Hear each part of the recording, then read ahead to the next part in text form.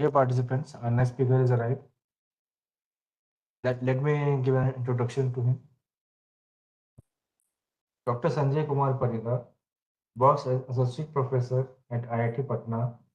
Besides besides teaching various subjects in areas of power system and distributed energy resources, he is also very active in research and administrative tools. Work. Prior to joining IIT Patna, he has worked as assistant professor at Tennessee Technological University, USA, as Senior Research Fellow at NTPC India, and as Operation and Control Engineer at KL Rathi Steel, India. Talking about his research interest, he has published several books and more than 100 publications in various reputed journals and conferences. He has also acquired patent on an improved squirrel cage induction motor with enhanced efficiency and wide range of operating speed for applications in electric vehicles. Now I request sir to please take over the session.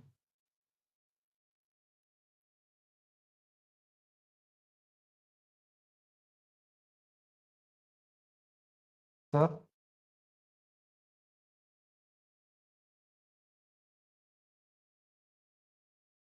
Sanjay sir,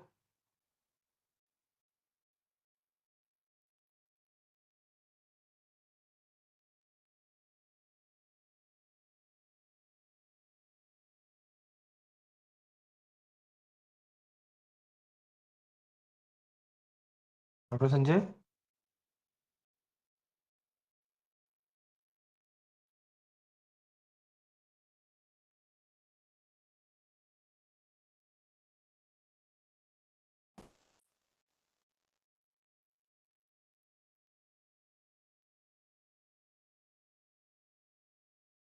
Am I audible?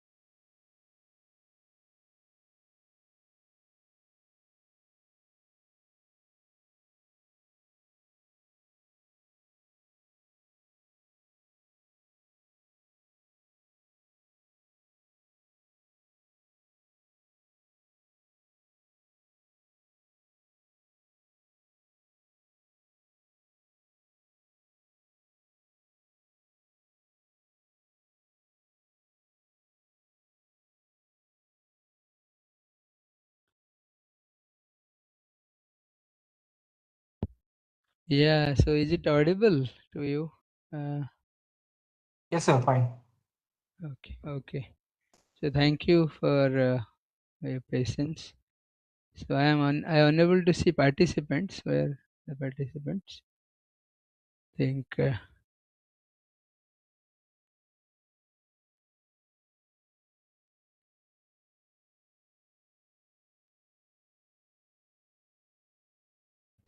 so.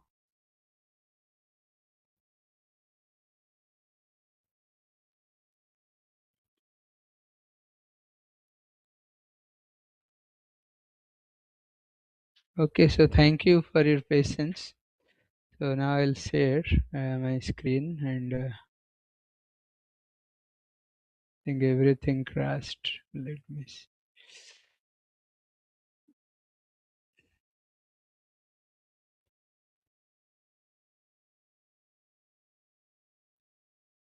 Okay, so I must thank Dr.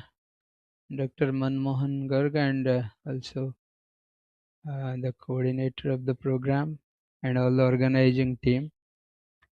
So thanks a lot for inviting me. But because of some other program, I was a little bit late. But let me start this.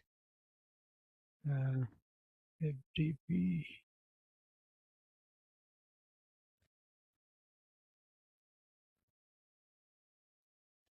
Okay, so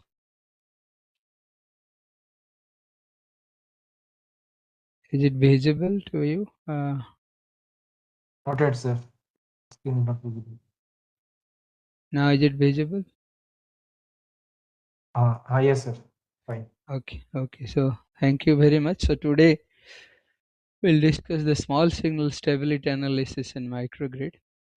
Okay, so before we move, so this is the smart grid research group. Very quickly we'll go. So this is at IIT Patna we established, and we work on this power system protection and power system dynamics and control in both microgrid aspects and large grid aspects. And these are the research areas. And these are all my students. They're working, and some of them have already they have completed their PhD. These are some of the achievements for our. Now we'll hear discuss about the power microgrid stability analysis, microgrid small signal stability analysis. So we'll first talk about the motivation, then classification and architectures of the microgrid, and the stability aspects of microgrid, and then detailed small signal stability analysis and the case study, and conclusion. So as we can see that we know that the power system actually previously it was operating as an vertical integrated utility, right? So generation, transmission and distribution, they were actually together managed and owned by a single entity. And gradually what happened, in order to introduce the competition, it was horizontally segregated. The generation, transmission and distribution business was unbundled, and then generation and distribution gradually vertical disintegration was introduced in these two, generation and distribution. And now the whole structure looks like this. Generating companies at the wholesale competition, Transco is monopoly, and Disco, the retail competition is happening, and finally the consumers get the supply, right? Now with the advent of the smart grid technologies, so you can see here a cyber physical aspect of the smart grid, right? So here uh, there are conventional power plants also, renewables, and also there are storage, electric vehicle, and also microgrid. As you can see here, microgrid is here also, which is also actually integrated with the large grid or the main grid through these smart grid technologies, right? The smart grid plays very important role in integrating these entities together, all the entities, and through the communication system, of course. Communication plays very important role, through which the information actually plays very important role nowadays. And also electricity flows in bidirectional way from consumer side to the grid, and from the grid to the consumer also. It is bidirectional. And therefore nowadays the consumers are, they are also becoming a producer gradually, and they are known as prosumers. So in fact, these things can be possible only when the microgrid concept comes into picture, or we can have a microgrid structure and architecture, right? So this gives an benefit to the consumers. What are the benefits we get? It can monitor their energy consumption in real time, the smart grid technology, right? And also it can control their consumption based on real time pricing information, right? And this actually happens when we actually integrate the demand response program into our system, right? So through demand response program, the consumers in fact responds, right, in through the real time pricing. And the control can be automated also. Even it is possible via the wave, and it can also the can power electric and plug-in hybrid electric vehicles, and feed locally generated energy back to the grid, right? And also it can monitor the load in real time, anticipate demand, and automatically adjust the energy flows. And also there will be peak load balancing. This is also one of the DSM, demand side management program, right? Balancing the peak load, right? Interact with the customers to reduce the demand at peak load. Unless there is a actually there is some remuneration mechanism associated with this, it is very difficult. So therefore in real time some pricing mechanism should be associated with demand response, right? So enable integration of external renewable energy sources to pump electricity back into the grid. And the fault as isolation also, right? Fault isolation also plays very important role. And it actually in fact happens through the advanced sensors, which allow quick isolation of faults in the network, and speed recovery of this, right? Then power plant growth, which is happening nowadays, and this can be managed in a better way of demand and supply, which allows utilities to reduce need for additional power plants. Now we'll see the introduction to microgrid. You might have many faculty members might have given an idea of microgrid. Just will go very quickly. And this concept was actually initially it was came through. You can see this is a technical report, microgrid concepts. It was actually, this concept was given in 2002 in Power Engineering Society winter meeting, right? So the microgrid concept assumes a cluster of loads and micro sources operating as a single unit with control capability. So it can control itself, it can manage itself, right? If the power is required, they can import the power from the grid. If it want to export the power, it can export also, which means it can disconnect from the traditional grid and operate autonomously also, right? It can be disconnected and it can work also autonomously. So the microgrid can be powered by distributed generators, energy storage systems, right? And or renewable sources like solar panels, wind power, fuel cells, biomass, etc. Right? So all kinds of renewable and also non-renewable systems like the diesel sets also can be utilized for it, and small gas turbines also. It provides backup for the grid in case of emergencies and enhances the local reliability also, right? It provides backup during the blackout condition also, and it helps in restoring that restoring state in fact activated through these microgrids, autonomous microgrids, right?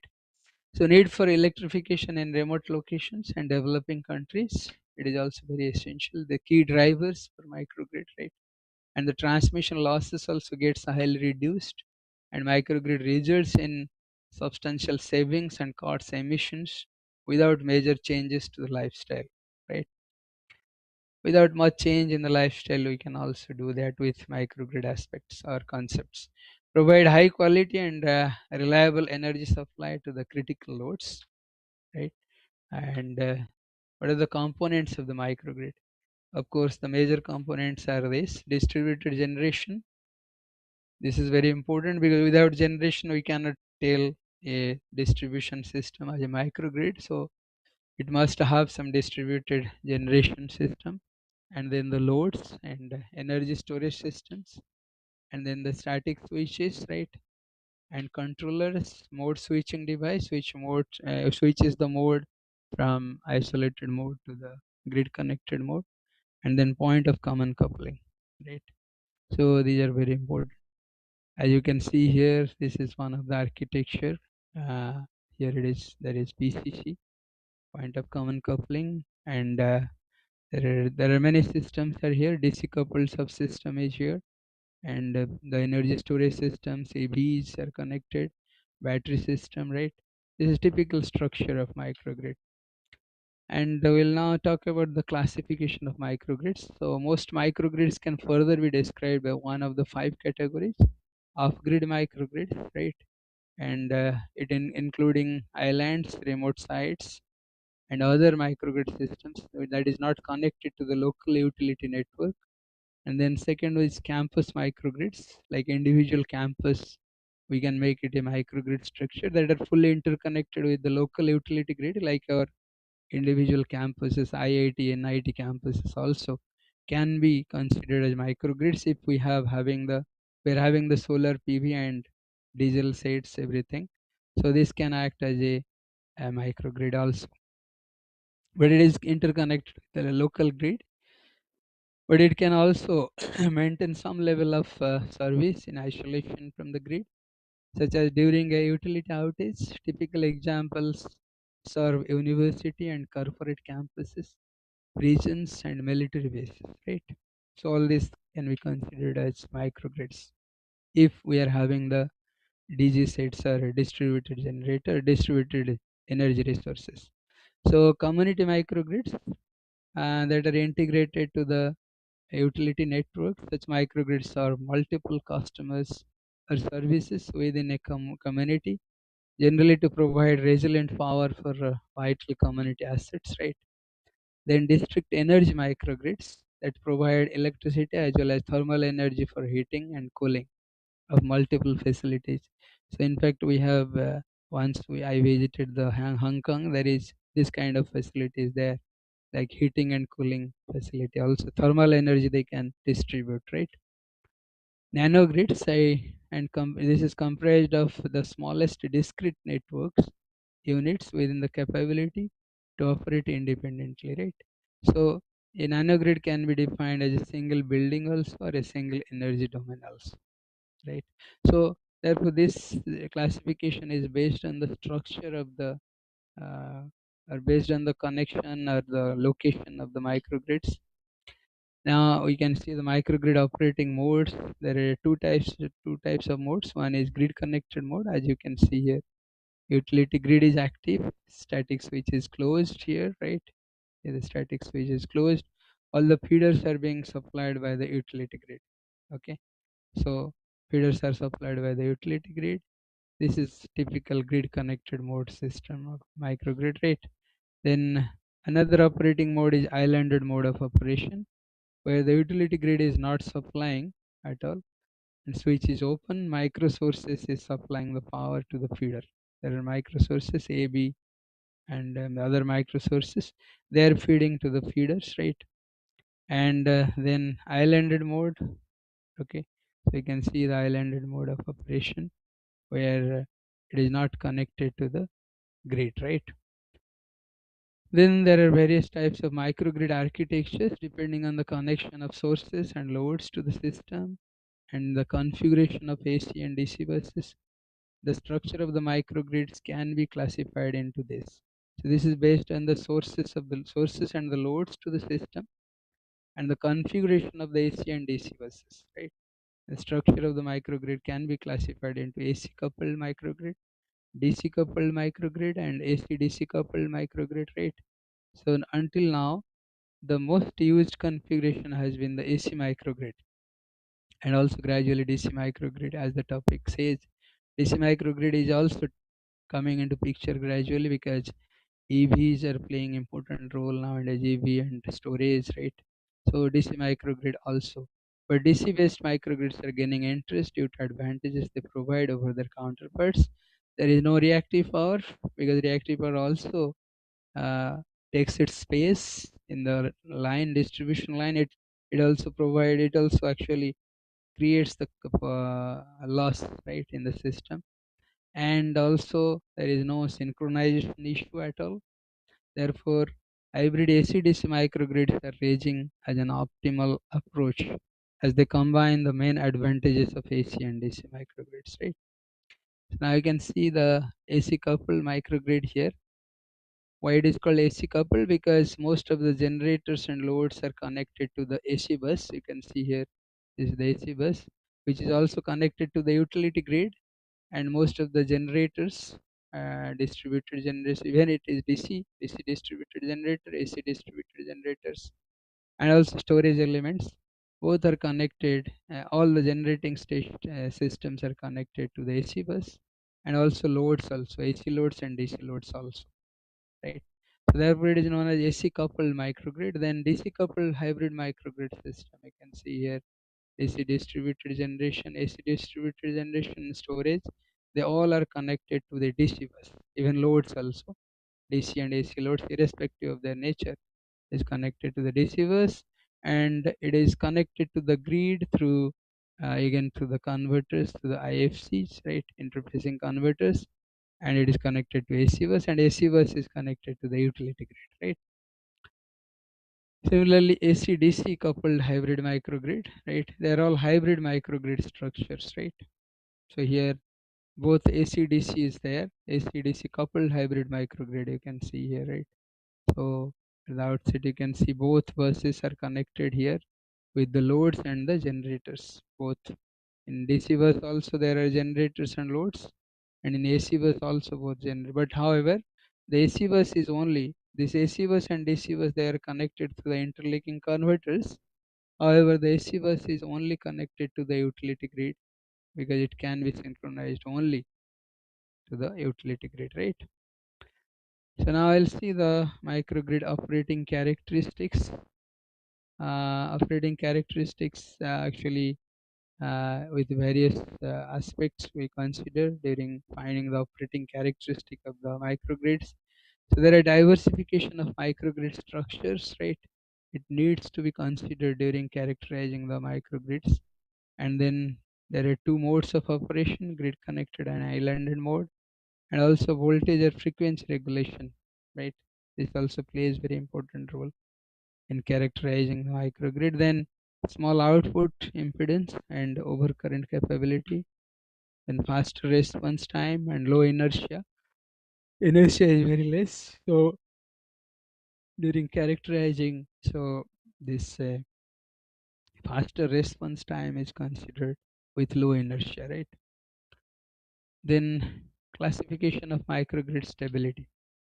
So we are focusing on here the microgrid stability aspects. So as we know, the classification of stability in case of power system also we have certain classification, right? So small signal stability, transient stability, and voltage stability, right? So here the small signal stability is actually, in fact, this phenomenon of stability comes into picture with feedback controller, small load change, system damping, power limit of the disease, right? And transient stability phenomena happens with islanding, loss of DG, large load step, and fault.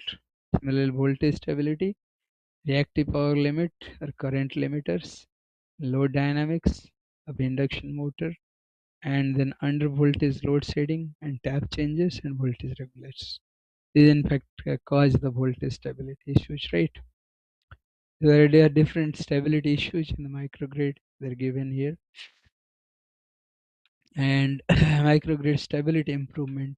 How to improve the stability of the microgrid. So there are certain issues which raise the stability issues and which actually in fact helps us to uh, destabilize the microgrid operation. But there are certain steps if we'll take, it can help us in enhancing the stability of the microgrid or improving the stability of the microgrid. So there are three for the three stability phenomenon, we have different methods. For small signal stability improvement, we have supplementary control loops, then coordinator control of the DGs, right? Then stabilizers for the DGs, right? And then energy management system. So these are the four important aspects by which we can improve the small signal stability, right? And then transient stability phenomena, we can improve also control of storage, and then load shading methods, protection devices settings, and control of power electronics devices, through which we can achieve the transient stability improvement, right? Then voltage stability improvement through the reactive compensation, load shading, modified current limiters of the microsources, and the voltage regulations with DGs, right? This can be actually taken into account for improving the voltage stability aspects, right? So different methods of stability improvement through which we can get the improved stability uh, right here, stability improvement for the microgrid. And then coming to the stability issues in different types of microgrid, right? What are the issues, different types of issues in the different types of microgrids? You can see here there are utility grids, remote microgrid, and campus microgrid we have here. There are different three different types of microgrids, and there are different stability issues we can see here. For maybe if we'll consider the utility microgrid, we have the small signal stability issue because of the current limiters, tap changers, right? Okay, and also islanding fault, it causes this transient stability. Okay, similarly, we have the remote microgrid. For that, we have the fault actually creates this transient stability phenomena issues, and the DG feedback controller creates the small signal stability issues, right? And reactive compensation also creates the voltage stability issues. Similarly, for campus microgrid, it is different. Load switching creates the small signal stability issues. Islanding, fault loss of DGs, they all create transient stability because these are the large disturbances, right? Then the limiters, load shading, etc., they create the voltage stability issues, right? So stability issues in different types of microgrid, right? Now we'll come to the small signal stability analysis. So what is small signal stability analysis? Small signal stability analysis is actually, it is about the stability of the system when the system is subjected to small disturbances. Okay. And one of the important concerns in the reliable operation of a microgrid is small signal stability. Okay. So this is very important, though it is not very visible, but it gradually hampers the system and the system may come under breakdown condition. So in conventional power systems, stability analysis is well established on the basis of decades of experience, so that there are standard models of synchronous machines, governors, and excitation systems of varying orders that are known to capture the important modes of the modes for particular class of problem. Right, and this doesn't yet exist for microgrids and may be difficult to achieve because the range of the power technologies that might be deployed. Mm. So for microgrid, because we are using the new technologies gradually, and the specific standard models are also not available, and it is very difficult to model also, right? I will see the general approach for the small signal stability analysis for the microgrid, how we can achieve this small signal stability analysis. There are step-by-step process. First, we have to carry out the complete mathematical model of the microgrid system. So how we'll do this? Individually, or individual components can be modeled together and then they're integrated together. Individual component means like your DGs, DGs, and then your EVs, right? Then your storage system, then your solar PV, wind turbines, right? This should be, and then the distribution system also, how it is being connected, what. So all the models must be available, and this model can be used or available, or we can model the system according to a requirement, right? Then we have to linearize the model around an stable equilibrium point and form uh, the state space model, right?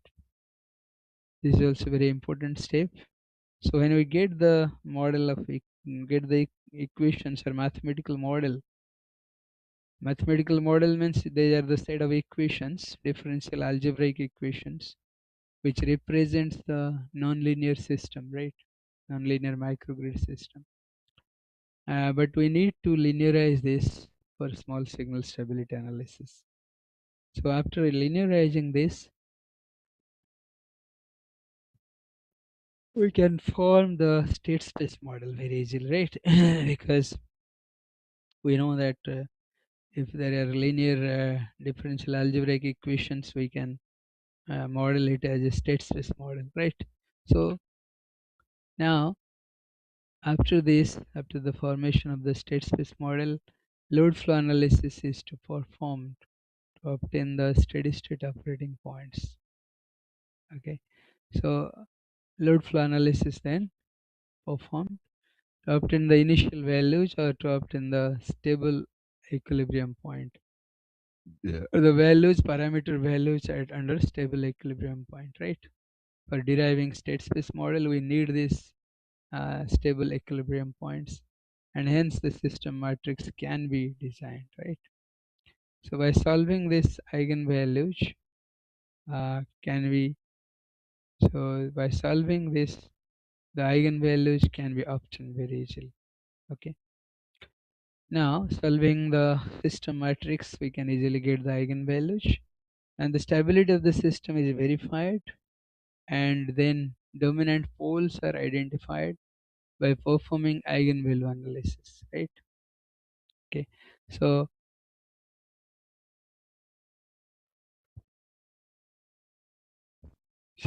eigenvalue analysis is carried out, and from there we can find the stability of the system.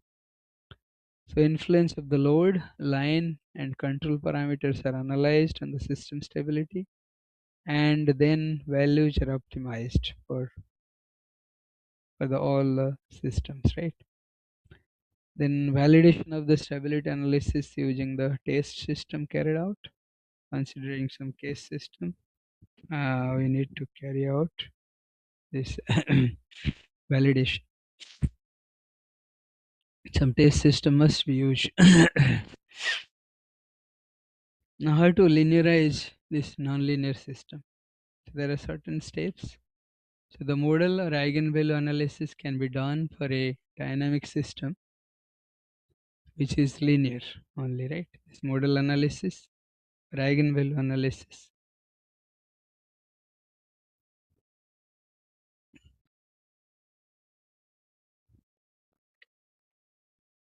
can be possible for a dynamic system which is linear. Therefore, we need to linearize this. So, however, a nonlinear system cannot be expressed in state space form, and hence eigenvalue analysis cannot be used for a dynamic system which is nonlinear. One way of overcoming this problem is to linearize the nonlinear system around a small region of its steady state operating point. Right? So we need to linearize this equation under steady state condition. Right? Let the nonlinear dynamic system be represented as this. Okay, this is what nonlinear dynamic system. So let us assume this as x dot equal to f x u. X dot is the derivative of the state vector, and it is a function of x and u. It's a nonlinear function. Let the steady state condition values of x u and u be the xo and uo, and if the system dynamic variables and the inputs are perturbed by small value delta x and delta u, from the steady state operating point Then from the above equation, okay, so we'll find that xo dot plus delta x dot equal to, just by substituting this in your equation, we'll get f of x dot xo plus delta x uo plus delta u, right? Now expanding the right hand side of the above equation using the Taylor series expansion with second and higher order terms neglected. So second order term, and so now I'll expand the right hand side of the above equation as Taylor series with the second and higher order terms neglected, which is lead to this, right? So now I can write this as, because this is the function of fxu, I can write this as xo plus delta x dot, xo dot plus delta xo x dot will be equal to f of xo uo plus df delta f by delta x evaluated at x equal to xo u equal to uo into delta x plus delta f by delta u. So this will give us the expression for x, right? So xo is f of xu and uu, right? So then we'll find the delta x dot. Delta x dot will be, this will be cancel out, right? And we'll get delta x dot as delta f by delta x evaluated at x equal to xo, u equal to uo, and delta f by delta u evaluated at x equal to xo and u equal to uo multiplied with delta u. So let a equal to df a equal to delta f by delta x. Here it is, right? X equal to 0 and u equal to u0. Similarly, b can be defined as a x plus bu. So b can be defined as b equal to this delta f by delta u and evaluated at x equal to xo and u equal to u, right? And now your state space model is linear. It's a kind of linear model. Okay, so delta x dot equal to a delta x plus b delta u. So the system given by the above equation is a linear system, and the stability of which is described by the eigenvalues of the state matrix A. So it is very simple. We know this from the control theory or from the system theory, right? When the state matrix A is having some nonlinear quantity, right, then the system given by given by above equation is a linear system, and the stability of which is decided by the eigenvalues of the state matrix. So this process of converting converting a nonlinear system to a linear system for a small disturbance around the steady state operating point given as above is called the linearization process. Similarly, the output equation can be written in linearized form as this: delta y equal to c delta x plus d delta u. Now this is the output equation, that delta x dot is the state equation. Now we'll see some of the eigenproperties. The eigenvalues corresponding to the state matrix A have certain properties. Let the n eigenvalues be represented as lambda I, lambda 2, and lambda a. Then for an ith eigenvalue, this will be the equation which is satisfying, that is a phi I plus equal to phi lambda I into phi I. So this is A is the actually the system matrix, and phi is the left eigenvalue corresponding to ith eigenvalue, left eigenvector in fact, and lambda I is the eigenvalue corresponding to ith element, and phi I is the left eigenvector corresponding to the ith mode or ith eigenvalues, right? So a minus lambda I equal to phi I. So if we'll take to the left hand side, this one to the left hand side, we'll get a minus lambda I into phi I equal to 0, right? So now the right eigenvector, actually right eigenvector corresponding to the eigenvalue of lambda I. So this is right eigenvector, sorry, yeah? This one is right eigenvector. Sometimes this is also taken as the left eigenvector, but here it is considered as a right eigenvector. And psi I a psi lambda I. So this also gives further psi a minus lambda I equal to 0. So these two equations we can remember, right? And then left eigenvector corresponding to the eigenvalue lambda I. So psi is the left eigenvector and phi is the right eigenvector. So please remember this. So phi is the right eigenvector and psi is the left eigenvector. Okay, so the left and right eigenvectors actually corresponding to different eigenvalues are regional orthogonal, which means that psi j into phi I equal to 0, where j is not equal to I, and psi I into phi I is a constant term, right? Which also you can this constant term psi I into phi I. So where Ci is a constant, usually this equation can be written in normalized form so that the maximum value will be 1, and hence so it indicates that this is orthogonal system. Left, let the right and left eigenvector matrices be defined as this, right? These are the two matrices. One is representing the what it represents the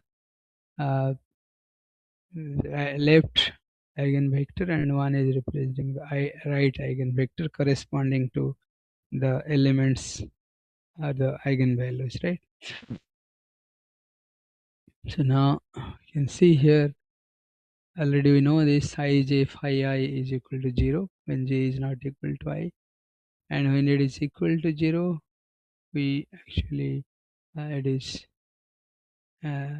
psi j phi I phi I equal to Ci, and psi I phi I can be equal to 1 when it is in the normalized form, right? So then in the matrix form, if we'll multiply psi and phi both in the normalized condition, then we'll get a identity matrix where the diagonal elements are only 1. So therefore from this relation we can say that psi equal to phi inverse, right? So let a n-dimensional diagonal matrix of eigenvalues be defined, right?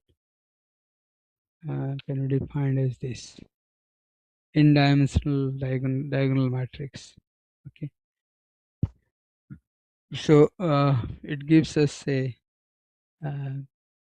diagonal matrix having these eigenvalues as the diagonal elements, right? So you can write from here a phi I equal to lambda I phi I, which gives us a phi equal to lambda capital lambda phi lambda.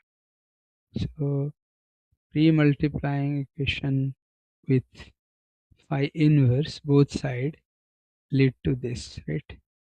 So a, that is the capital lambda, it looks like a but it's actually capital lambda a equal to phi inverse a phi, which is nothing but psi a phi, right? And psi phi a are of size of n by n and are called the modal matrices.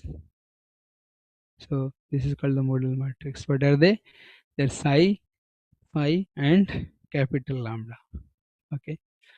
Now we'll see the stability of homogeneous or even unforced system, right?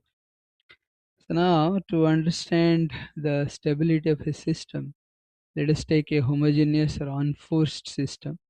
That is, there is no external input to the system, and the response is a natural response, right?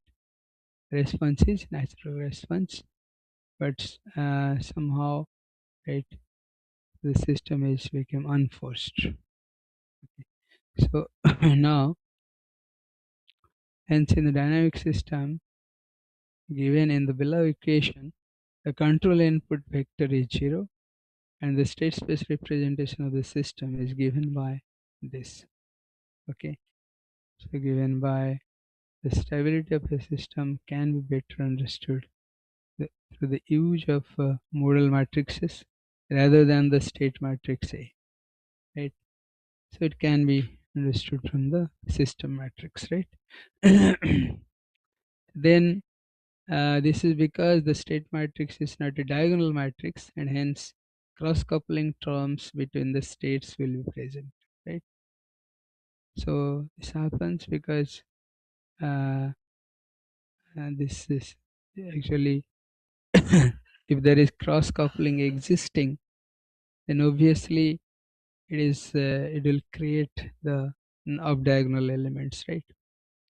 Let a new state vector be defined as this. Let us introduce a new state vector which is zt.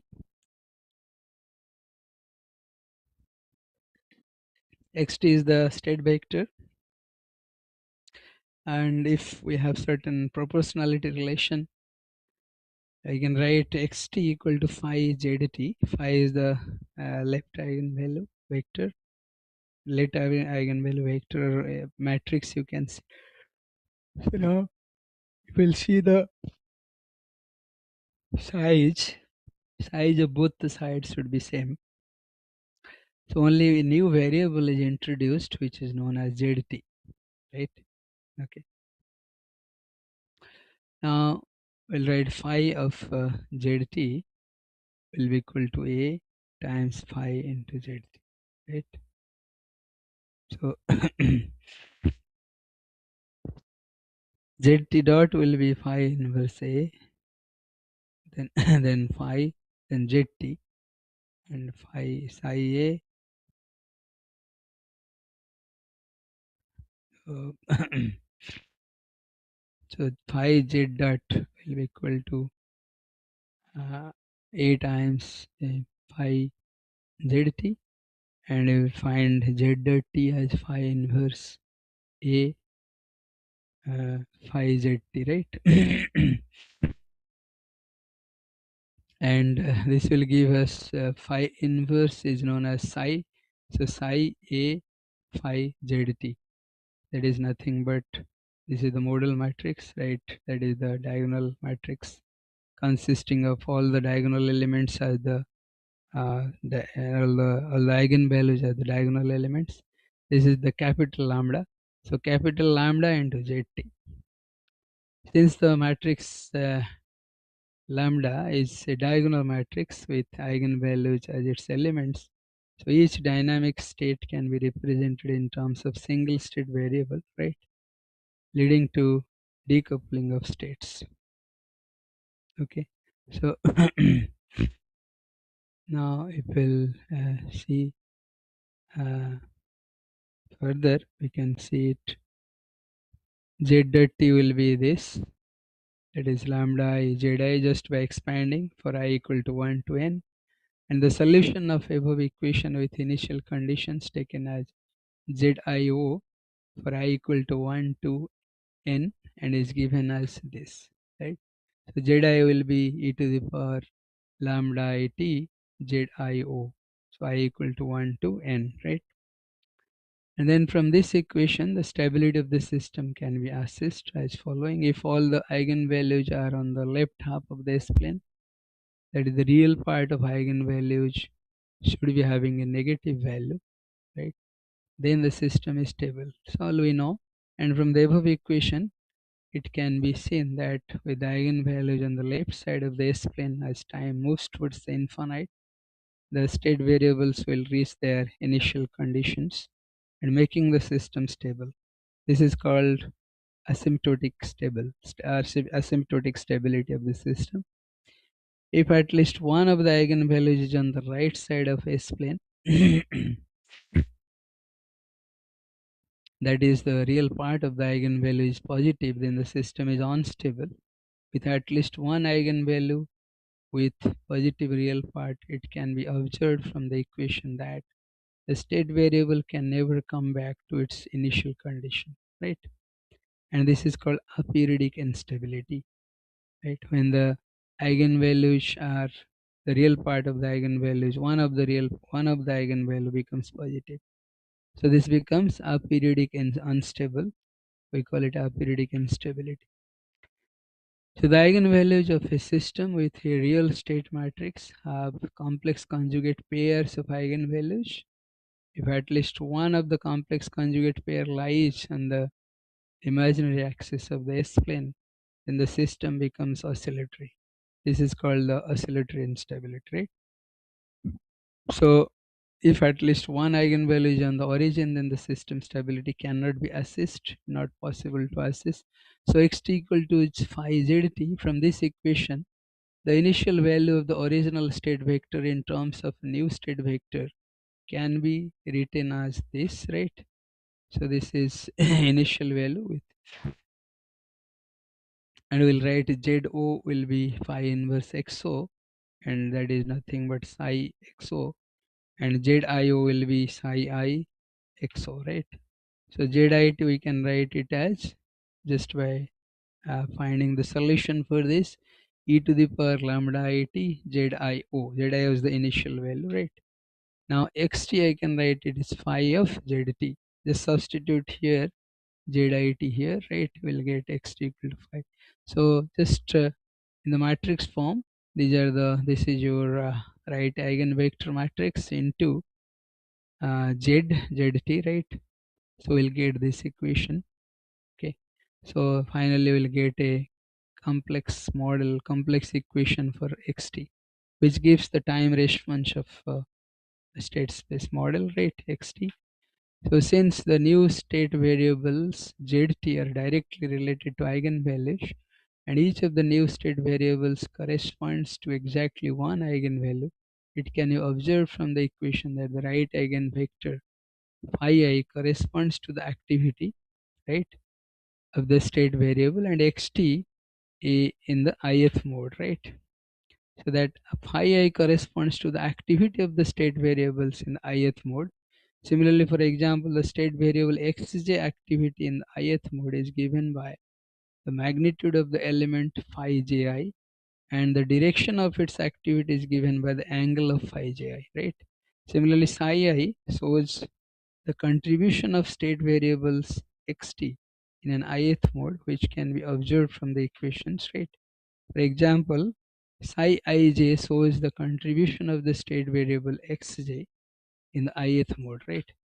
Now the left eigenvalue gives us the contribution of the state variable, and right eigenvalue gives the activity, right?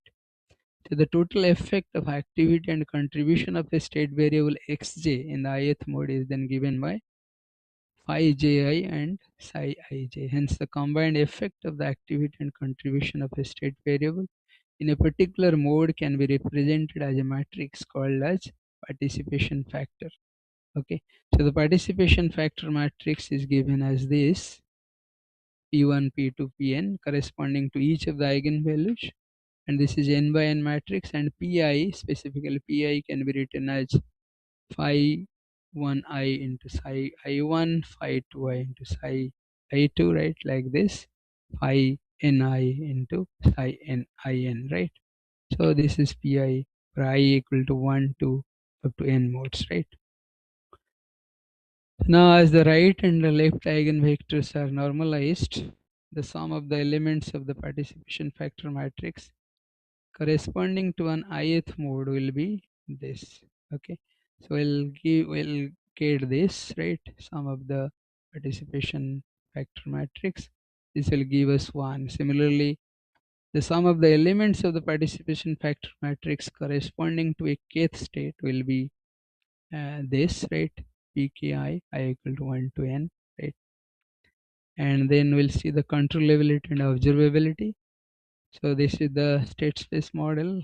Substituting xt equal to phi zt, we can find this equation, and again from zt dot will be uh, capital lambda zt phi inverse but, and yt is c phi zt plus dut, right? So z dot t is nothing but it is the capital lambda zt plus b dash ut, and yt also c dash zt plus dut, right?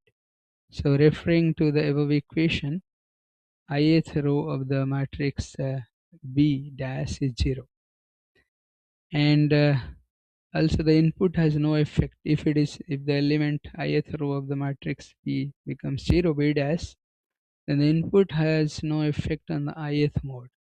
In such case, ith mode is said to be uncontrollable. Also, we can have another observation. We can observe that the ith column of the C dash matrix here, right?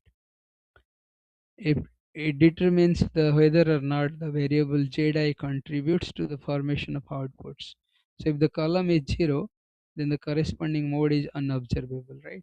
So therefore, B dash is known as the mode controllability matrix and C dash as the mode observability matrix. Okay, both are. So by inspecting B dash and C dash, we can classify modes into controllable and observable. So controllable and unobservable, uncontrollable and observable, and uncontrollable and unobservable. There are 4 types of mode we can decide, right? So every mode can have these 4 conditions, one of the 4 conditions, right? So now I'll talk about the case study of the microgrid system. Now you can see the study system. We have 3 bus system, and we have 3 DGs, DG1, DG2, DG3, and these are the impedance of the distribution line, and they're connected, loads are connected, load 1, load 2, load 3, and these are the current disturbance are given through the in terms of currents, right? So now we'll see the basic block diagram, right?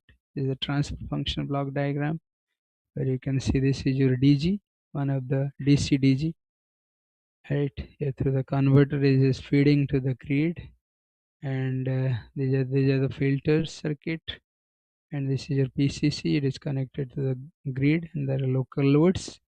And now ABC to DQ conversion happens, and here it is your droop controller along with the power controller, right? So now we have also current controller and voltage controller loops which are also interconnected. So this is the control strategy of the DG units, right? So power controller and droop controller, we have this structure, right? Uh, NQ and MQ, they are the droop coefficients taken here, and we can write the equations of P and Q, and this is the reference frame transformation to a particular common reference frame, because we have many digits, so we have to choose a common reference frame and we have to convert it to that common reference frame. So a complete set of complete state space model including outputs and inputs of a single inverter can be developed as follows. This is actually developed, which can be considered as typical inverter model, right? And these are the in fact your states, right? And the corresponding states of each inverter as here. So X inverter, for each inverter, these are the state variables taken: delta I, delta Pi, delta Qi, delta phi di, delta Qdi, right? These are all where A inverter I, B inverter I, C inverter I, and C inverter Ci and BIW are defined in the figure 43. This one is the A matrix, right? System matrix. Then B inverter I, C inverter Wi, right? These are all defined, and combined model of the three-phase, three parallel inverter system are also considered. Here, only three converters we have considered 3 DG sets. So the first inverter output angular frequency is considered as common reference frame, and the other inverters are translated to this common reference frame. So the term delta W common, right, in 40 can be represented as this. Delta W common delta W1 C inverter W1 into delta X inverter 1. So the combined small signal model for 3 parallel inverters as shown in figure 6 can be established based on the individual inverter model as this, right? It can be very easily well established. And then the state matrix, the system matrix is represented as this for inverter model, and B inverter, C inverter is shown here, right? Then modeling of the network and loads. So typical RL loads are considered, and the distributed lines are modeled with their series impedances. The state equations for the loads and network are represented in equation 45 and 46. And a more detailed discussion is there in the paper described in the 4, reference 4, right? Then complete microgrid model is designed, right? It is modeled. You can see here the complete microgrid model is obtained by incorporating the models of above components represented by equations 43, 44, 45, 46. It can be observed that from these equations that the delta VV dq is input voltage vector. This voltage vector is defined by considering a large virtual resistor, that is Rn, between each node and the ground, right? Similarly, here some of the parameters taken from the some references, right? These are the parameters LF, RF, CF, LC, RC, WN, VN, NPM, Q, WC, and these are all the parameters taken from the paper, right? And also load values in terms of impedance has been taken, and the line impedances and the load impedances also taken into account. And these initial conditions were found through the DC load flow analysis, right? VOD, IOD, VOQ, and IOQ, ILD, ILQ, VVD, VVQ, the omega O, delta, right? All these initial values were taken from the load flow analysis.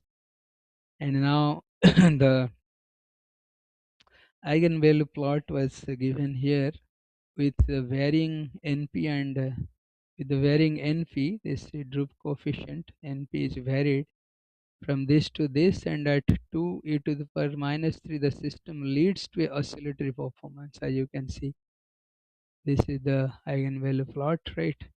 And this is your imaginary axis. So as soon as it reaches NP is chosen as 2 e to the power minus 3, the system leads to oscillatory performance. It touches the imaginary axis, right? As it enters the unstable region. Okay, so this is how it happens. And then trace of the dominant root locus as the reactive power droop coefficient MQ is varied.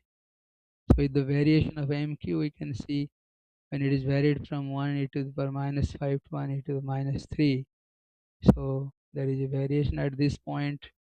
It actually touches the critical condition or critical stability condition, right? Similarly, trace of dominant root locus as KPV is varied.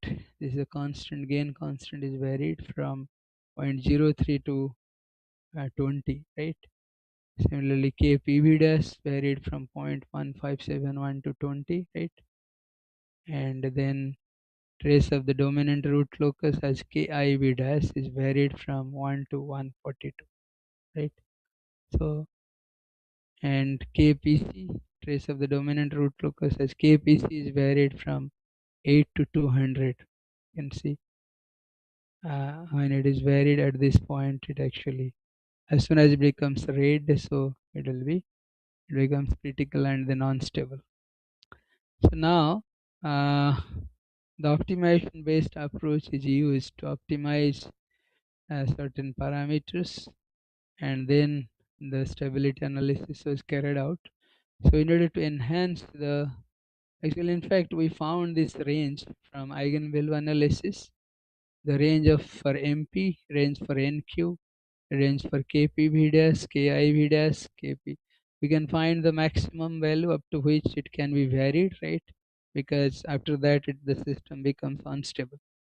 And the minimum value is chosen for which the system is stable, right? So now, in order to enhance the stability of microgrid, the optimal control parameters and power sharing coefficients are determined in this work using PSO algorithm. So the objective is to improve the dynamic response of the DGs under load disturbances. The output power of DGs is considered as a realistic objective due to fact that power sharing among DGs is a crucial indicator for the system performance. The objective function is expressed as this, right? Pm minus P reference square plus Qm minus Q reference square. So the overall objective is to minimize the objective function 49 subjected to constraints given in 50, right? These are the constraints. So these limiting values are obtained from the eigenvalue analysis. Now the convergence of the function based the fitness function is like this, right? Converges with 63 or 65 iteration. So finally the optimal values obtained for this NP, MQ, KPV, KPV dash, KIV dash and KPC are this, right? These are the optimal values respectively. And now using these optimal values we can see validation of the optimal values of the IMC based droop controller, right, through eigenvalue analysis. So now we can see there are three comparisons given with the PI controller, with IMC, with the proposed model. Proposed is IMC plus, so this is the hybrid model. Hmm. Now validation of the optimal values of IMC based droop controller through eigenvalue analysis. This is also given. The three comparisons were given. Now the time domain simulation results for this kind of load sequence, the load is varied, right, from 0 to 1 second, 1 to 2 second, 2 to 3 second. In order to evaluate the effectiveness of the optimal IMC based droop controller, the disturbances in the form of step loads is applied during the interval from 1 to 0 to 1, 1 to 2 second, and 2 to 3 second. So the load sequence is listed out in this table, table 5. The optimal control values are evaluated with PI and IMC based controllers, right? So now we can see the time domain simulation here, right? It gives the real power, right, which is around 15,000 kilowatt, and with respect to time, as the load changes, how it is sweeping right back with the PI, with IMC, with proposed method. Right, in proposed method is giving more smoother characteristic without any oscillation, right? It shows the real power sharing among the DGs with three different methods: 0 to 1 second and large disturbance applied parallel to load 2. It can be observed that the power sharing of DG2 and DG1 is subjected to large transients compared to DG3. This is due to the fact that load 2 is closer to DG2, whereas DG1 will take maximum share of demand compared to DG3. So because of the line impedance. However, with the proposed optimal controller, the transient response with the proposed scheme is superior as compared to the other methods, right? Okay. So this real power response of DG1, DG2 and DG3 with PI, IMC and proposed optimal controller. And then this is the reactive power response of DG1, DG2 and DG3 with PI, IMC and proposed optimal controller, right? So it illustrates the reactive power sharing among DGs subsequent to the load change. As per the load sequence mentioned in the table 3, the load 3 is supplied with a reactive power of 20 kVA at all time instants and is connected directly to DG3. The reactive power is compensated by the nearest DG, that is DG3, hence larger reactive power demand is met by DG3. Okay. So the rest of the reactive power is shared by DG2 followed by DG1. This is based on the impedance of the network with reference to the load point. And also it can be observed that reactive power response of the DGs with optimal controller exhibits better transient and steady state response compared to PI and IMC based. voltage and current control, right? Here the reactive power is plotted here.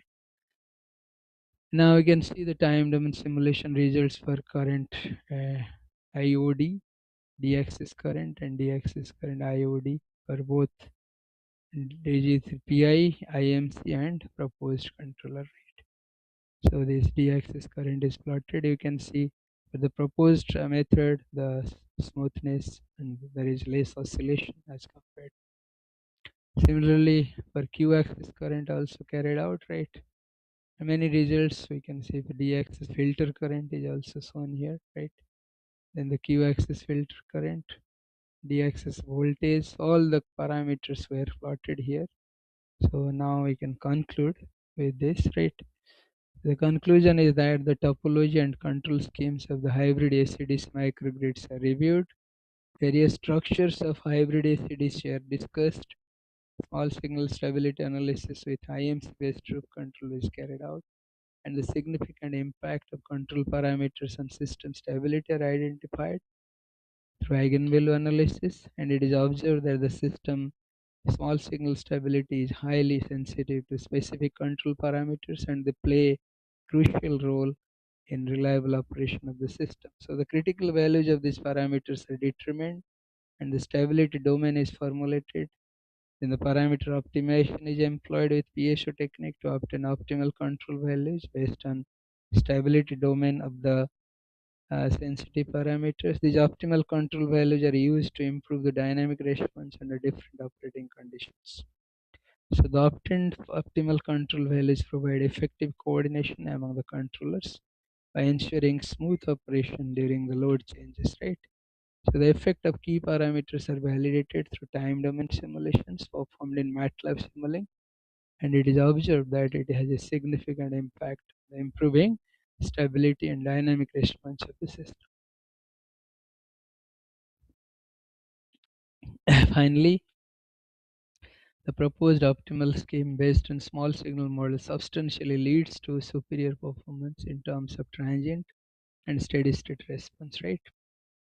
Okay, so now these are the this is the microgrid setup in IIT Patna with solar panel, wind turbine installed, right? And there is a control room for monitoring purpose, and also we take the sensor data here. There are various sensors, and also emulators are there. Solar emulator, wind emulator is there. Okay. And also we have polarity for real-time simulation purpose, right? And here the microcontroller TMS320 is used for developing and designing the controllers, right? This is the launch pad and this is the pin map, and these are some of the references. So thank you all for your kind attention. So if there is some question I can take up. Okay, thank you very much.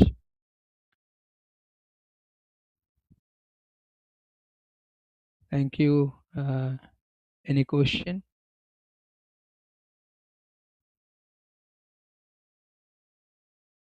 All the participants, if there is any question.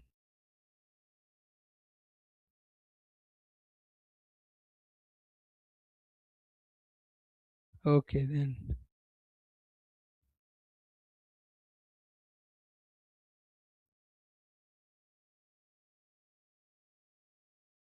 Thank you very much. Then I should stop here, right?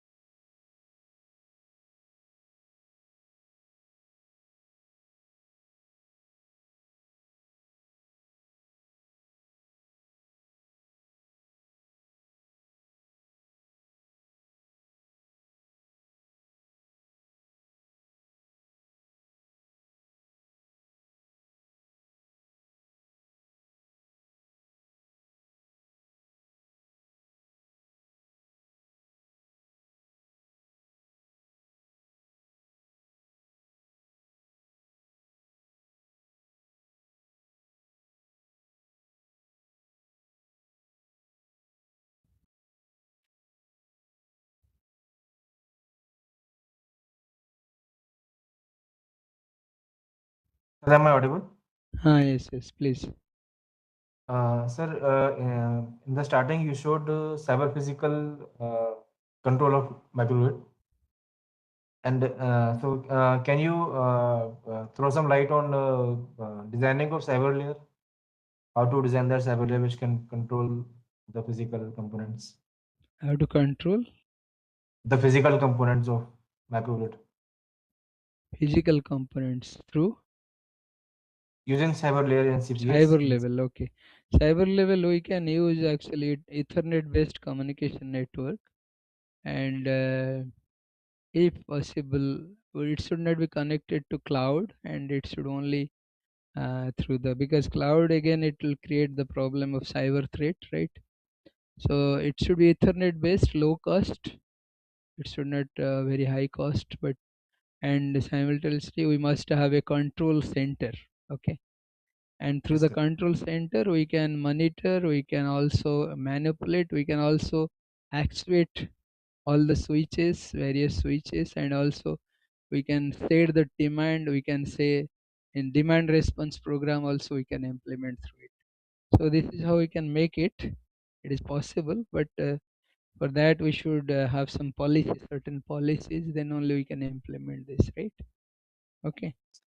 In one paper, I saw that there is a toolbox in MATLAB, uh, state flow toolbox. uh, uh So can we use it for good publications? it is possible for publication, for simulation work we can do it.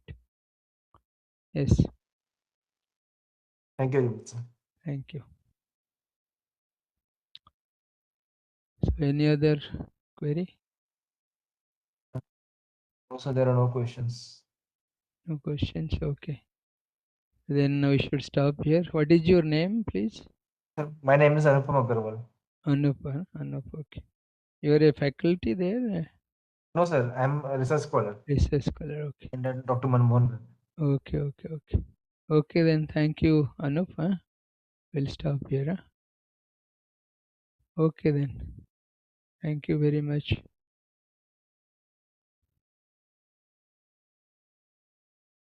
So you can leave the webinar. Okay. Okay.